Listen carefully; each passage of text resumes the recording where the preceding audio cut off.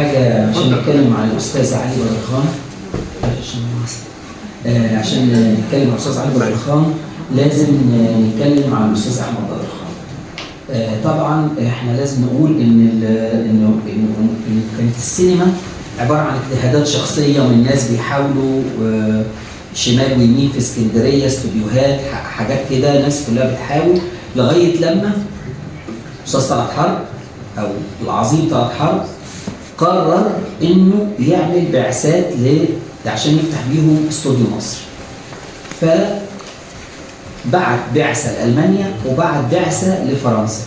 البعثة لفرنسا هو أستاذ أحمد بدرخان كان في فرنسا، كان بيدرس هندسة. هو كان هناك وبيدرس هندسة. كان هناك بيدرس هندسة؟ لا، هو والدي كان بيدرس حقوق في فرنسا، وكان بيكتب لمجلة الصباح مقالات عن الاختراع الجديد اللي اسمه السينما ده.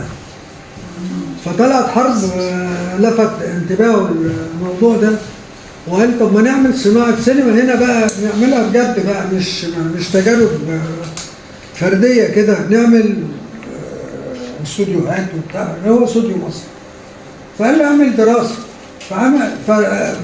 عشان يعمل الدراسة وأثناء هو بيعمل الدراسة راح سايب الحقوق ودخل الإيديك معهد السينما اللي هناك، عمل الدراسة وبعتها لطلعت حرب وابتدوا يعملوا